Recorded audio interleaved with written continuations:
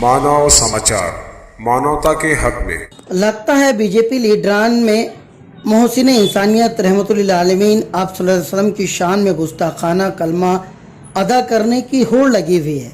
ऐसा हम नहीं कह रहे, बल्कि इन लीडरान की तरफ से मुसलसल इस तरह की घटिया हरकतें की जा रही हैं। नुपुर शर्मा, नवीन जिंदाल, अरुण यादव और ऐसे कई छोटे मोटे नेताओं के बाद भाजपा नेता एमएलए टी राजा सिंह के मुंह से निकले हुए गुस्ताखाना कलमा साफ बता रहे हैं कि बीजेपी इस तरह के किसी खास एजेंडे के तहत इस तरह की घटिया हरकत करवा रही है।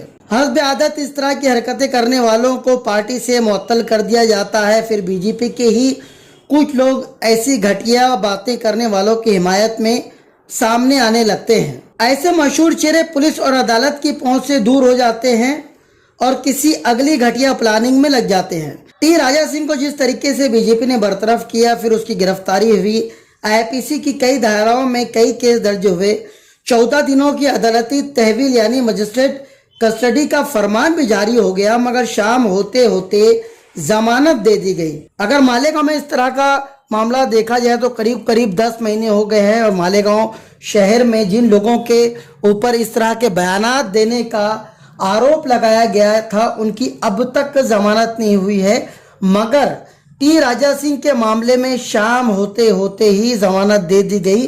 कहीं ना कहीं से इस तरह के मामलात मुल्क के जुडिशियल सिस्टम पर भी सवाल उठाते हैं। कल तेलंगाना के मुख्तलिफ इलाकों में इस तरह की हरकत की मुखालफत में जगह जगह मुजाहरे हुए, कई सियासी लीडरान के बयानात भी सामने आए, मगर सवाल ये उठता है कि इन मामलों को लेकर सरकार और खास तौर से बीजेपी संजीदा है भी या नहीं। कब तक इसके लीडरान बेलगाम बोल कर देश को आग में झोंकने का काम करते रहेंगे?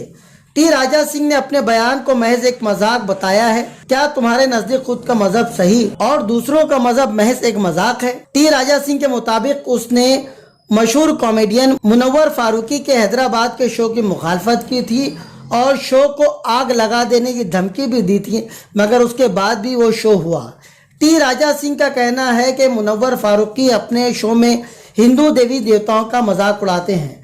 अगर उनकी ये बात में सच्चाई है तो फिर वो क्यों मुनव्वर फारूकी के खिलाफ कानूनी कार्रवाई नहीं करते? इस तरह के उलूल जुलूल बयान से क्या मुनव्वर फारूकी जैसे लोग बाज आ जाएंगे? मजहब कोई मजाक नहीं जिसे कॉमेडी शो का हिस्सा बनाकर या फिर भद्दा या मजाहिया बयान बनाकर इस तरीके से पेश किया जाए।